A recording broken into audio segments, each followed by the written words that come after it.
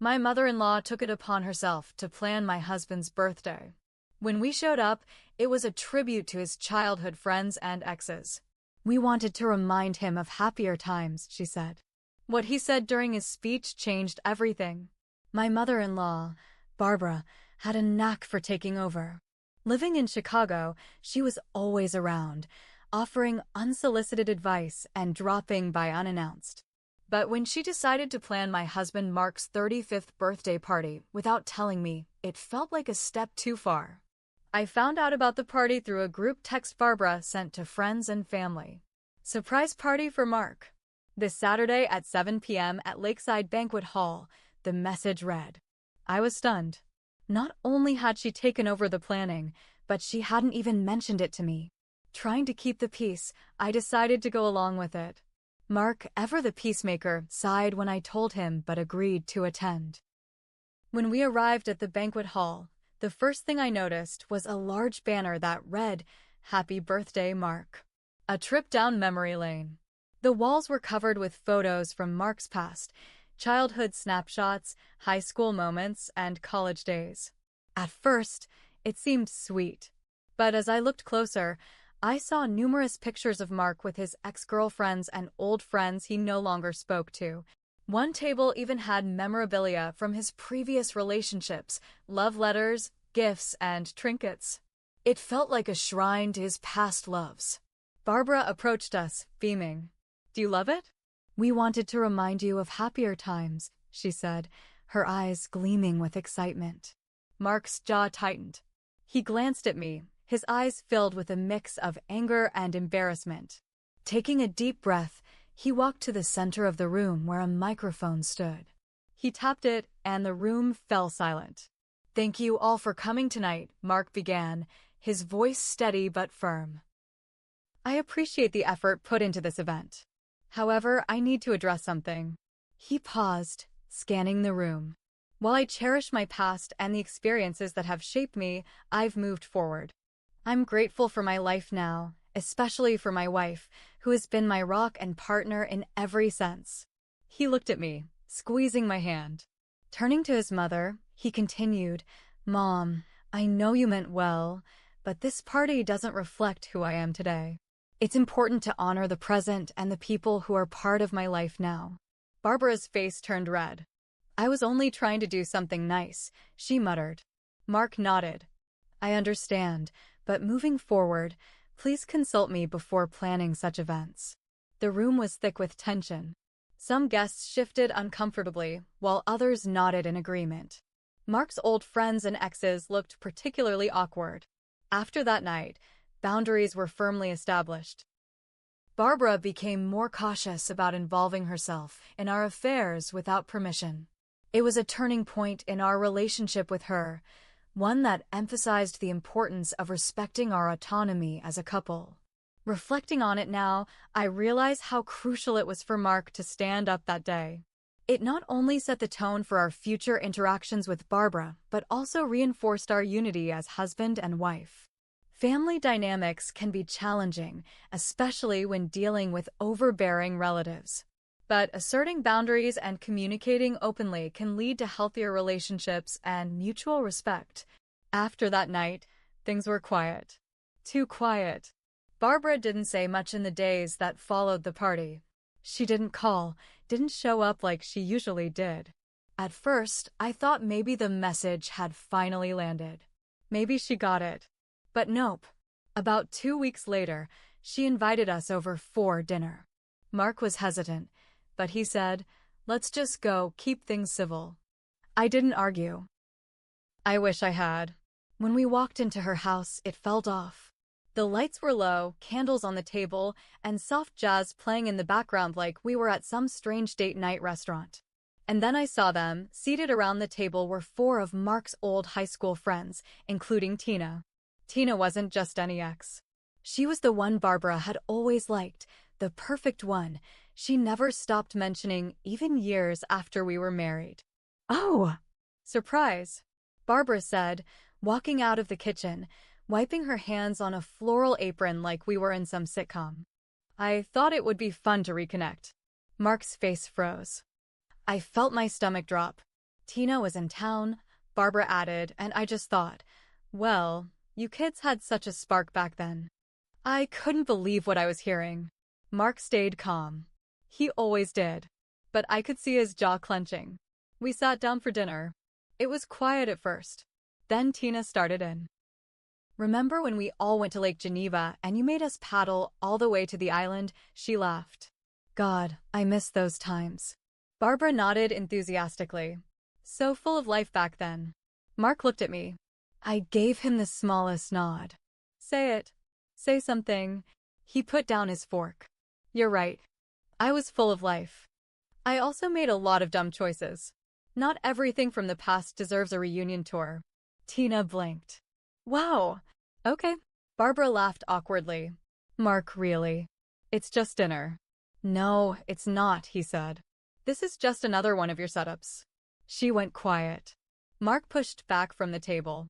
We're leaving. But that wasn't the end of it. A week later, I found out from a mutual friend that Barbara had been telling people I was controlling, that I was pulling Mark away from his family, that I was the reason he didn't see his friends anymore. She was poisoning the well, one phone call at a time. Even worse, she told Mark's cousin that I never liked his family anyway. A total lie. I had tried so hard to be part of them. So I told Mark everything. Every rumor I'd heard. Every person who had pulled me aside to ask, is everything okay between you and Barb? And then something I didn't expect happened. Mark sat down. He looked more tired than I'd ever seen him. I think my mom's trying to sabotage our marriage, he said. That hit me hard. Not because I didn't already suspect it, but because he finally said it out loud. I thought maybe we'd seen the worst. I was wrong. 3 days later, a letter arrived. Handwritten. Pages and pages. It was from Barbara. A guilt trip wrapped in a monologue. She called me a thief of time, accused me of stealing her son's loyalty, said I had turned him into a stranger she no longer recognized. I didn't respond. But Mark did. He mailed it back with one sentence added at the bottom, I'm not yours to control anymore. A few days after Mark sent the letter back, everything went quiet again. Too quiet.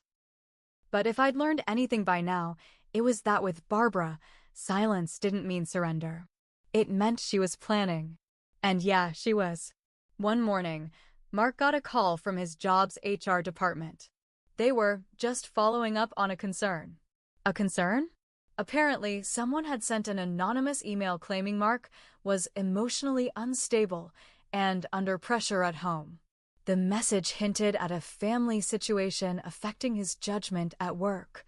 The phrasing was careful, but clearly personal. Mark was furious.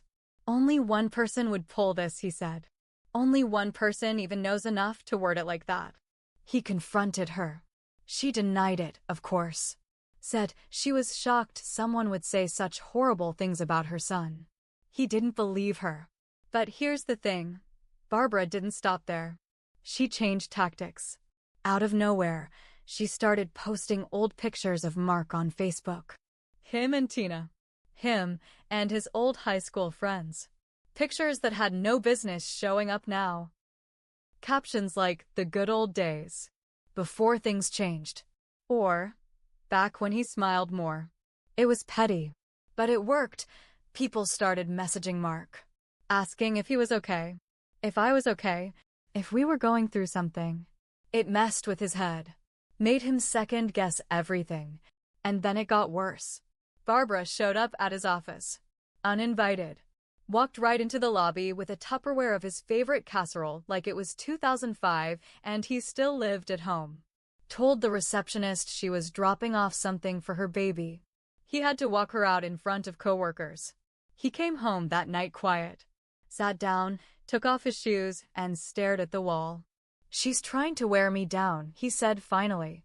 She wants me to snap so she can be the victim again. And that's when he suggested the unthinkable. What if we moved? I was stunned. He'd lived in Chicago his whole life.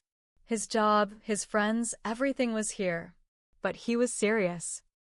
Some space might be the only thing that works. She won't stop otherwise.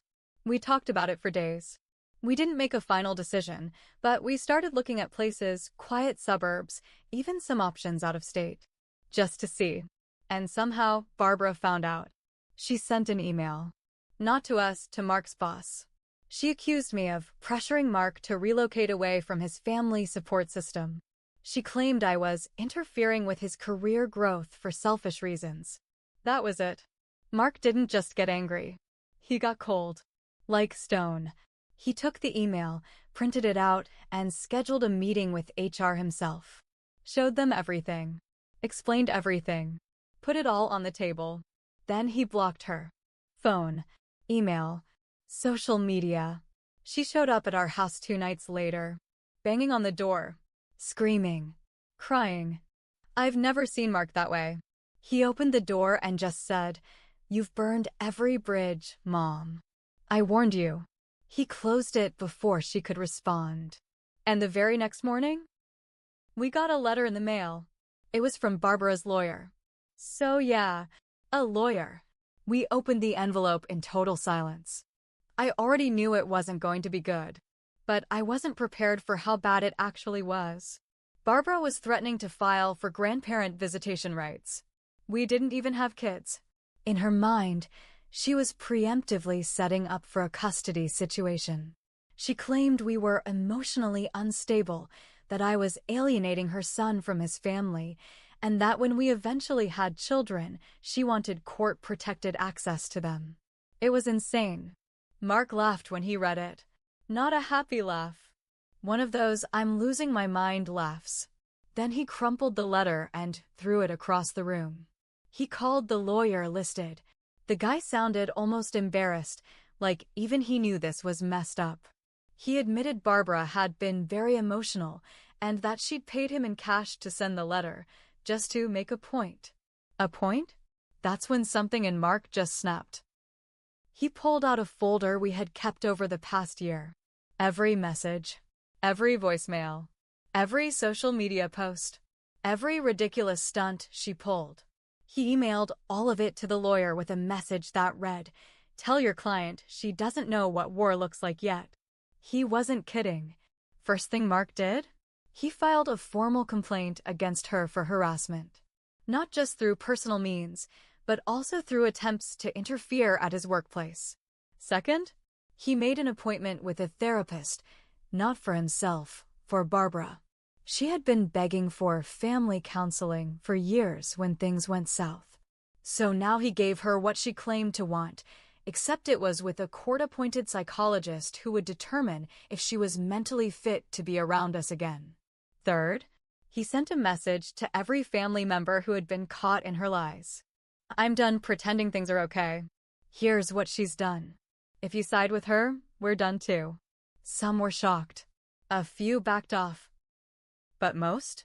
Silence. Because deep down, they'd always known she was like this. No one ever said anything. No one wanted to deal with her rage. I'll admit something here. I made mistakes too. I let things slide too many times. I smiled when I should have said, no. I told myself to be polite, to keep peace, to not start drama. But by keeping quiet, I gave her space to keep going. I enabled her, even when it hurt me. So I wrote her a letter too. Not emotional. Not angry. Just facts. You treated me like a rival. Like I was something you had to beat. You never saw me as part of your son's life, only a threat. You never asked what we wanted, only pushed your own version of family. That's over now. I will not apologize for protecting my marriage from you. We mailed it. Certified. She never responded. That was the last time we heard from Barbara. Mark and I ended up moving not far, just far enough. We bought a house in a quiet suburb where her car had never been and hopefully never will be. The truth is, people always tell you family is everything. But sometimes, family is where the deepest wounds come from. And sometimes, the most loving thing you can do is walk away. Not for revenge. Not for drama. But for peace. We haven't spoken to Barbara in over a year now. No surprise visits. No calls. Nothing. Mark still keeps that crumpled letter in his desk drawer, the one from her lawyer. He says it reminds him what we survived. And me? I just keep living my life, grateful we finally chose each other over the chaos. No more old photos. No more fake dinners. No more war. Just peace, the kind we fought for. The kind we earned.